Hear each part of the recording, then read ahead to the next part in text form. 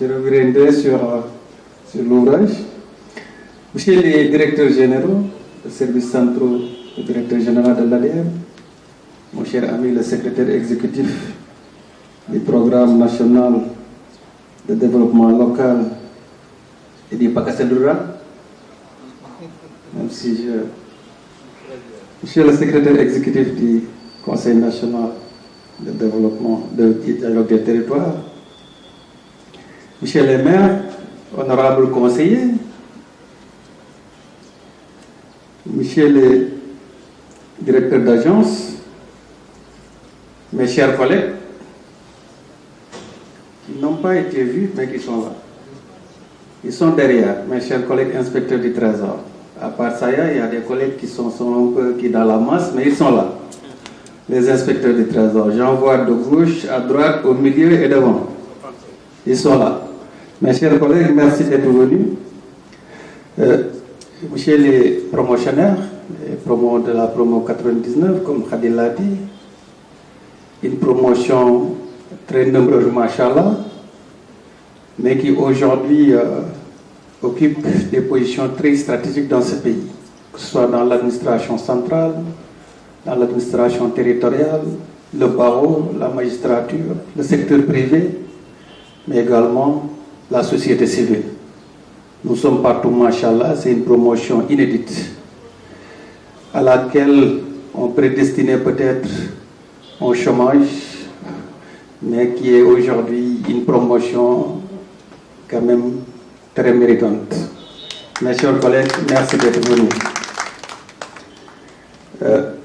Mes amis, mes parents, les invités, chacun en son grade, titre et qualité. Merci d'être venus. Comme on le disait tout à l'heure, c'est moins la quantité qui est représentée, mais la qualité. La cérémonie de dédicace s'est tenue le 15 février à Terrobi avec une forte mobilisation de tous les secteurs et principalement de ma famille professionnelle, la Direction générale de la comptabilité publique et du Trésor. Et comme l'a dit mon frère Maître Ndene, qui représente aujourd'hui avec d'autres la famille, c'était une affaire vraiment du Trésor. Parce que c'était une organisation qui a été prise en charge par le Trésor avec l'appui de la famille, mais également de l'Armada. Merci à vous tous pour les félicitations, les encouragements, les prières, mais également les invites. J'ai bien saisi le message. Aujourd'hui, nous fêtons l'ouvrage Finance et comptabilité des collectivités territoriales. Mais déjà, je sens, à travers les propos des uns et des autres, je dirais l'impatience de voir encore un autre ouvrage, peut-être comme l'a dit Arona sur l'intercommunalité. On l'écrira ensemble. Et peut-être également sur les aspects institutionnels de la décentralisation. Aujourd'hui, c'est important aussi que la décentralisation au Sénégal, qui date du 19e siècle, je dirais même avant la révolution de 1792, déjà, parce qu'avant, le Sénégal a envoyé déjà des cahiers de doléances à la métropole. Donc, nous avons une très longue histoire de décentralisation. Nous avons eu les 4 communes à partir de 1872. Saint-Louis, Dakar, Gorée, Rufisque. Et ensuite, le mouvement s'est propagé pour arriver à l'indépendance à des communes de plein exercice. Parce que nous avions des communes de plein exercice, les 4 communes, mais nous avions également des communes indigènes. Par la suite, avec l'indépendance, nous avons eu les communes. Ensuite, en 1972, le monde rural a été communalisé avec les communes rurales. Par la suite, nous avons eu les régions en 1996 qui ont été supprimées en 2013 pour avoir les départements, les communes d'arrondissement érigées en communes de plein exercice et les départements devenus collectivités territoriales. Donc c'est un mouvement perpétuel de la décentralisation depuis l'époque coloniale. Et c'est important que toute cette histoire-là, avec les changements, les mutations, les aspects juridiques, financiers, les aspects institutionnels, le changement de mentalité, tout ça, c'est important quand même que les Sénégalais connaissent ce qui s'est réellement passé, et je crois que ça peut faire l'objet d'un ouvrage. Il y a de la matière à ça. Et je ne vous cache pas si je vous dis que j'ai déjà commencé, même avant de publier ce livre, à réfléchir sur ces questions-là. Et je crois que j'ai un début de manuscrit. On en discutera peut-être et on verra, peut-être quand on aura savouré cet ouvrage-là, on pourra travailler sur les aspects institutionnels de la décentralisation, de l'époque coloniale à l'acte 3 de la décentralisation, pour montrer cette perpétuelle mutation qu'a connue le tissu local au Sénégal, pour arriver aujourd'hui à l'acte 3 de la décentralisation avec une cartographie de collectivités locales à 2 catégories, les communes et les départements. Ça n'a pas été facile de passer de 3 catégories de collectivités territoriales, arriver à 2 catégories de collectivités territoriales, avec tout ce que ça comporte en termes de lisibilité des échelons de territoire, en termes de cohérence territoriale, mais également en termes de gouvernance économique et financière. Monsieur les invités, peut-être que je ne serai pas très long parce que vous en avez assez sur la présentation de l'œuvre, sur la présentation de l'auteur, sur les témoignages et les remerciements, mais je dirais simplement que je voudrais partager avec vous peut-être des sentiments. Le premier sentiment, c'est pourquoi j'ai écrit. Pourquoi j'ai écrit et comment j'ai fait pour écrire. Je le disais l'autre jour, qu'aujourd'hui, quand on regarde les fonctionnaires, vous avez l'impression, on donne l'impression que c'est des gens qui ont une carrière. Ils commencent, ils travaillent, peut-être ils ne vont pas à l'heure, ils ne descendent pas à l'heure, à 60 ans ils vont à la retraite et c'est terminé. Nous avons d'éminents fonctionnaires et têtes qui aujourd'hui avaient le temps qu'ont les universitaires, seraient des docteurs, des professeurs et écriraient des ouvrages à la pelle. Et c'est parce que ce temps manque aux fonctionnaires que la production doctrinale n'est pas assez fournie. Mais nous avons les idées, parce que rien que l'expérience peut faire l'objet d'un ouvrage. 10 ans d'ouvrage, 5 ans d'ouvrage, 5 ans d'expérience, 10 ans d'expérience, c'est forcément un ouvrage. Aujourd'hui, quelqu'un qui a été fondé de pouvoir, percepteur de ceci, trésorier, payeur, directeur de ceci, directeur général, mais rien qu'en mettant sous papier son expérience et les différentes étapes et les problématiques qu'il a eu à gérer, produirait un ouvrage sur le secteur d'activité. Donc, considérez que c'est le temps qui nous manque, c'est pourquoi nous ne pouvons pas écrire. Et c'est là où vraiment j'en avais fait le défi. J'en avais fait le défi d'écrire. Et je l'ai dit l'autre jour, ce n'est pas parce que j'en connais plus que les autres, peut-être que je n'en connais pas plus que les autres dans leur secteur respectif, mais j'ai considéré qu'en n'écrivant pas, je ne manifestais pas cette générosité intellectuelle que je voulais quand même inculquer aux autres. J'ai eu des expériences dans les universités, des expériences à l'ENA, des expériences dans les instituts. Mais chaque fois, je ne pouvais pas donner de référence parce que la doctrine n'était pas là.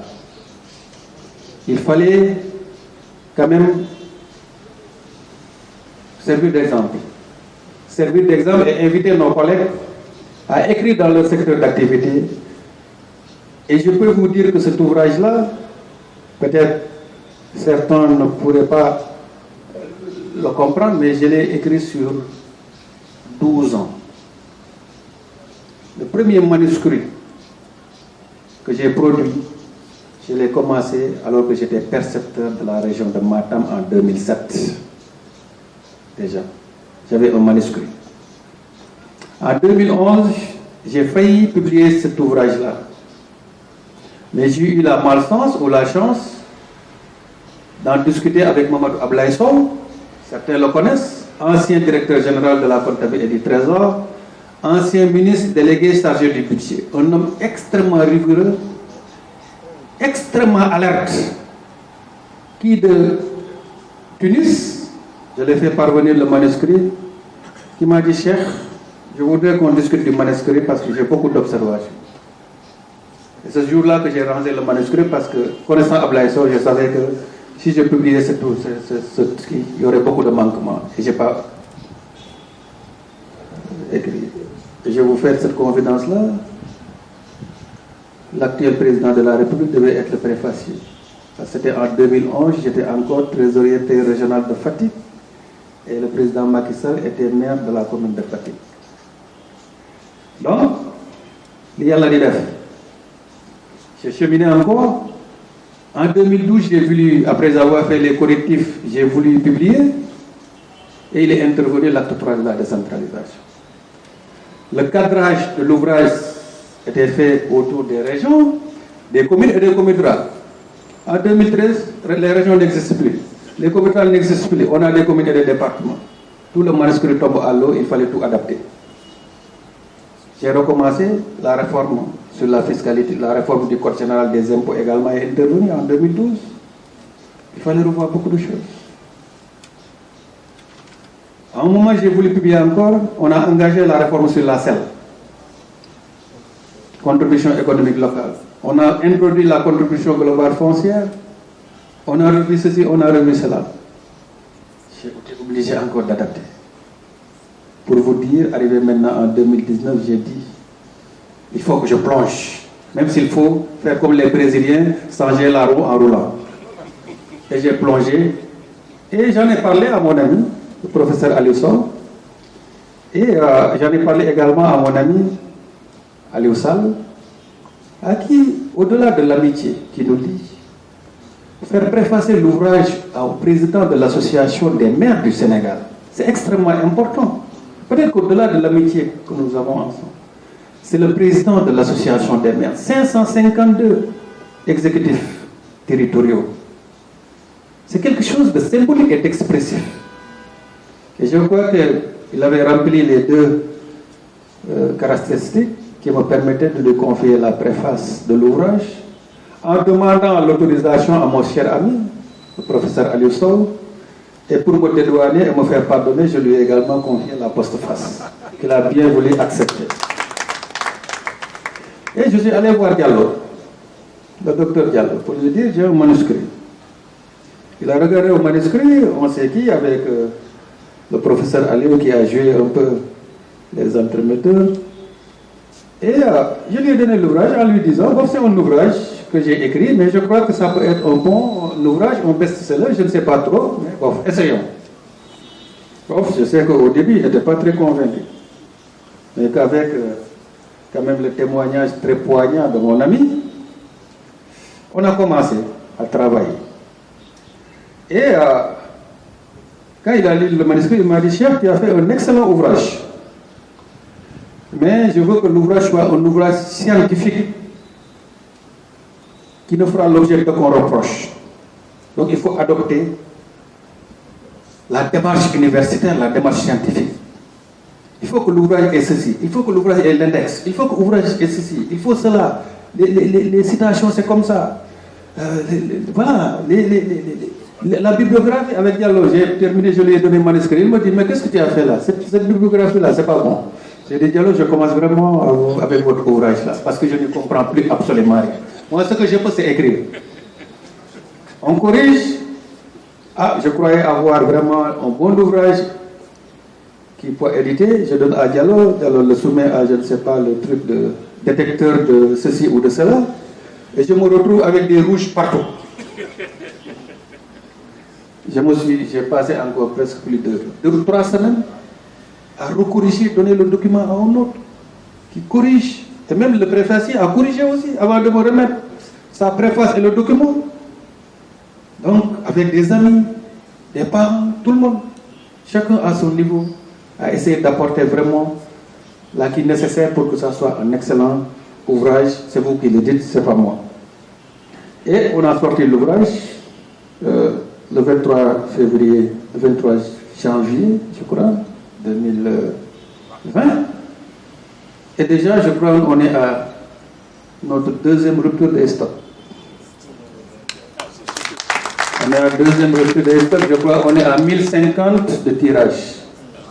Et je crois que si aujourd'hui l'Harmattan fait des efforts, nous pouvons bientôt passer la barre des 1500 ou 2000. Il y a 200 qui sont en impression et je crois que les commandes sont presque à 300. Il faut encore faire des efforts.